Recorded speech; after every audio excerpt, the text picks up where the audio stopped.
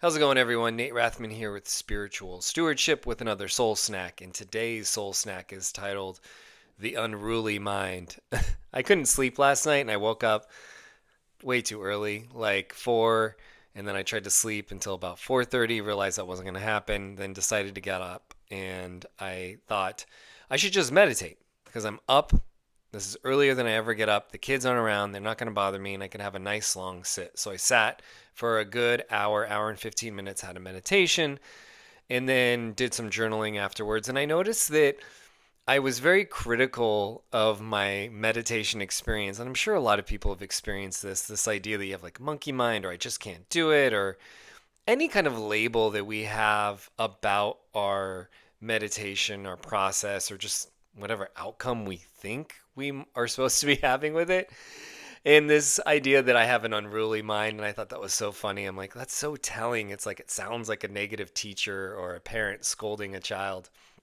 And I was capable and aware of that and just sat with it and sat with that judgmental labeling part of myself who's just trying to make sense of all of this, who's trying to be the good meditator, who's trying to do it right, who's trying to have like an enlightened experience or an outcome, when really the experience of having myself be felt as an unruly mind and then being judgmental of it after the fact and then kind of sitting with it and coming into a place of realization that these are all aspects of me that are fragmenting when I'm trying to get still and when I'm trying to come into wholeness. And it's just the way that our mind wants to work, to compartmentalize, to keep it safe, to keep everything working in the way it likes to work.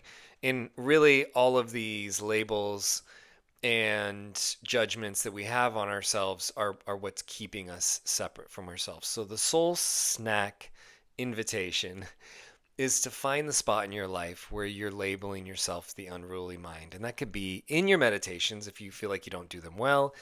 It could be anything that you do where you feel like you label yourself as a failure or you're critical of yourself, or even when you label yourself as positive. And just notice how when we categorize or label ourselves, we're externalizing a piece of ourselves from our wholeness, and that's okay. But the more that we can recognize it, love our separate self, and then ask those other pieces to come back in, I think the more peace and integration we're going to feel. That's the soul snack for today. Hope you enjoyed it. Thanks, everyone.